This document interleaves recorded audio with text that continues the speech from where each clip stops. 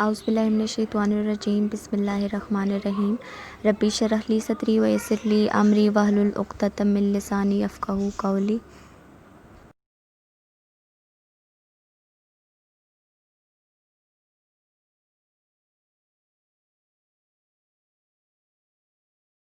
Today is your lecture number 3 of computer science, as we have started the chapter number 1 and the name of chapter was programming techniques.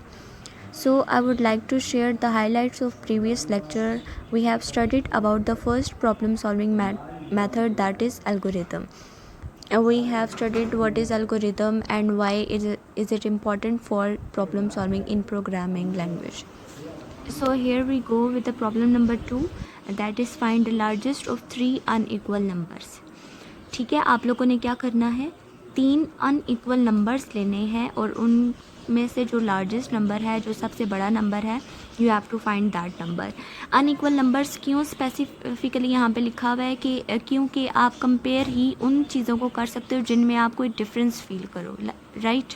तो अगर वो तीनों number same होते हैं तो फिर तो कोई लार्जेस्ट हो ही नहीं सकता, ना ही कोई स्मॉलेस्ट हो सकता. That's why they have written the unequal numbers. So what will be the planning of this solution, you have the input 3 unequal numbers, आपको इसकी रिक्वायर्ड होंगे as an input, and the required output will be you have to find the largest of these 3 numbers. And the processing you will be applied here the comparison हम करेंगे तीनों numbers का. हर एक number को बाकी जो एक नंबर जो आप कंपेयर करेंगे उसको बाकी दोनों नंबर के साथ आपने कंपेयर करना है. एक नंबर लेके उनको दोनों के साथ कंपेयर करना है. Algorithm is starting from here. Step number 1 start. Let the 3 numbers be a equals to 10, b equals to 20 and c equals to 30. तो ये आपके पास 3 नंबर्स आ गए हैं जो कि a b c 3 वेरिएबल्स उसने बनाए हैं और उसमें उनको स्टोर करवा दिए. And step number 2 will be check it if a is largest number. हमने ये चेक करना है कि a क्या लार्जेस्ट नंबर है, एंड उसके लिए कंडीशन क्या होगी, ये कंडीशनल स्टेटमेंट होती है. इसको आप यहाँ पे बेशक अंडरलाइन करके लिख दें कि ये क्या है, आपके पास कंडीशनल स्टेटमेंट है. एंड अब if a greater than b and a greater than c, जो एंड की कंडीशन होती है आपके पास कंपैरिजन के लिए, उसमें दोनों कंडीशंस का ट्रू होना लाजमी होता है. यानी कि a को b से भी ग्रेटर होना चाहिए and a must be greater than c. जब a दोनों से ग्रेटर होगा then it means a is the largest number. Then largest को दे देना आपने a. अब 4 वेरिएबल्स आपके पास यहाँ पे बन गए. a and a's value is 10, b आपके पास है उसकी वैल्यू आपके पास 20 है, c की आपके पास 30 है, एंड लार्जेस्ट उसने एक वेरिएबल बना दिया.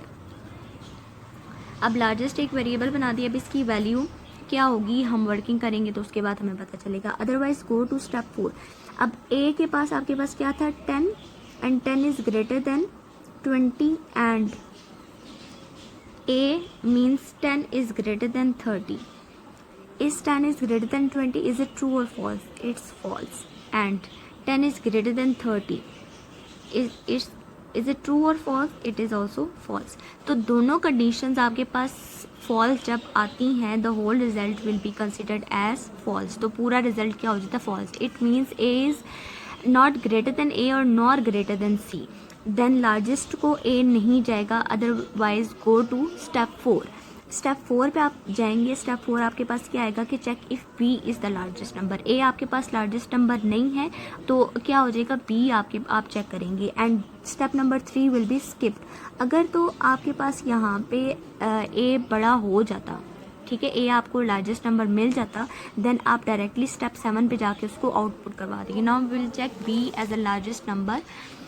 If b is greater than a and b is greater than c, b must be greater than a and c, then largest equals to b, otherwise go to step 6. अब b को हम compare करेंगे. b में आपके पास 20 है, 20 is greater than 30 and 20 is greater than 10 and 20 is greater than 30. Is it true? It is true. And 20 is greater than 30, it is false. आपके पास एक कंडीशन ट्रू है but the other is false. तो जब and की जो operation आप find कर रहे होते हैं उसमें क्या होता है कि जब आपके पास दोनों स्टेटमेंट ट्रू होती हैं तभी पूरा रिजल्ट ट्रू कंसिडर किया जाता है. अगर एक भी फॉल्स आ जाती है then the whole result will be considered as false. तो यहाँ पे आपके पास whole result will be considered as false. So largest में बी इट मीन्स नहीं जाएगा. Otherwise go to step 6 and this step will also be skipped because we haven't find the b as a largest number. Step number 6 में क्या, largest equals to c. अगर a भी बड़ा नहीं है b भी बड़ा नहीं है that means कि c is the largest number. तो जो largest हमने वेरिएबल बनाया था उसको आपके पास वैल्यू असाइन हो जाएगी c की, that is 30. So output largest, जो आउटपुट लार्जेस्ट मीन्स लार्जेस्ट में जो वैल्यू पड़ी है वो आउटपुट होगी. And the step come to the problem number 3, that is find acceleration of a moving object for given mass and the force applied. कि आपके पास गिवन होगा mass p and force p, means इन दोनों की values आपको given होंगी and you have to find the acceleration of any type of moving object. So planning will be input.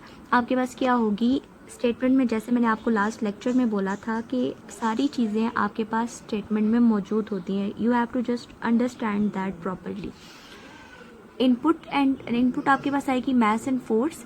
Required output will be the acceleration जो कि आप लोगों ने फाइंड करनी है. एंड प्रोसेसिंग आप उसका फॉर्मूला डेफिनेटली अप्लाई करेंगे और फॉर्मूला में क्या होगा कि आपने फोर्स बाय मैस यानी कि फोर्स की वैल्यू को डिवाइड करना है मैस के साथ. Divide the force by the mass. So algorithm the step 1 will be start let the mass m. अब m क्या है आपके पास, वेरिएबल है.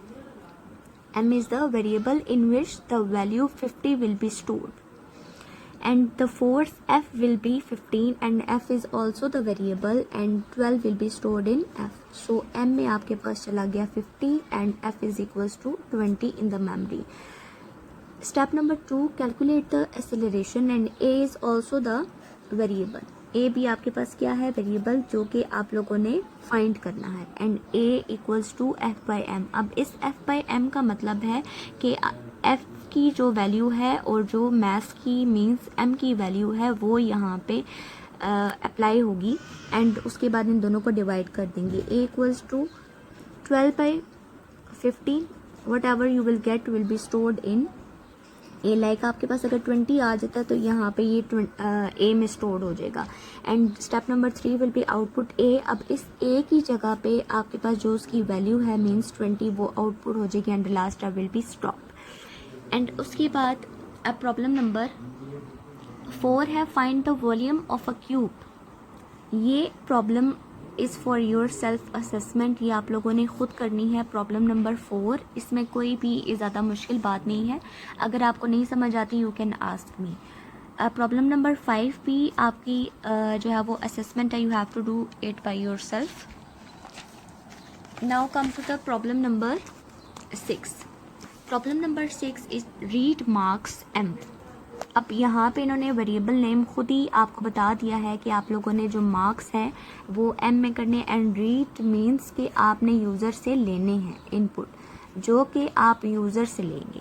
जो ये एल्गोरिदम लिख रहा होगा वही मार्क्स भी इनपुट करेगा. लास्ट एल्गोरिदम्स में क्या डिफरेंस था कि उसमें आपको जो मार्क्स थे, वैल्यूज़ थे, मार्क्स थे, जो भी था वो आपको गिवन थे. एंड यहाँ पे आप लोग खुद से कोई भी लेट कर लेंगे. And print letter grade according to the following scheme. और आप लोगों ने मार्क्स लेके तो उसका जो है वो ग्रेड प्रिंट करवाना है. अब उसकी स्कीम क्या है, अगर मार्क्स आपके पास greater than equals to 80 and less than equals to 100 means के 80 और 100 के मिड में अगर मार्क्स होते हैं द लेटर जो ग्रेड प्रिंट होगा that would be A1. And if marks greater than equals to 70 and marks less than 80. अब इसमें 70 से ग्रेटर होंगे एंड 80 से बिलो होंगे मींस 70 टू 79 के मिड में अगर आपके पास मार्क्स आते हैं A as a grade will be printed. और यहाँ पे 80 से 100 तक थे A1 के लिए. And the next is m is greater than 60 and equals to 60 and m less than 70. तो greater than equals to mean 60 is included and less than 70 mean 70 is not included but 69 तक आपके पास जाएंगे and the grade will be B. Same इसी तरीके से कि m greater than equals to 50 है and m is less than 60, तो आपके पास 52 59 जाएगा एंड C ग्रेड प्रिंट करेगा वो। And if your marks are greater than equals to 40 and less than 50, तो 40 से 49 तक जाएंगे तो D will be printed and 33 से 39 तक आपके पास E प्रिंट होगा। एंड लास्ट में अगर आपके 33 0 to 33 है, या फिर आप लिख सकते हैं कि बिलो 33, ठीक है, तो F will be printed as your grade. So यहाँ तक आपकी ये स्टेटमेंट थी प्रॉब्लम की। Now the planning is input आपने क्या लेने हैं, marks from the user and required output is your letter grade, जो आप ग्रेड प्रिंट करवाएंगे। एंड द प्रोसेसिंग आप क्या करेंगे, check in which range the marks fall and accordingly print the letter grade.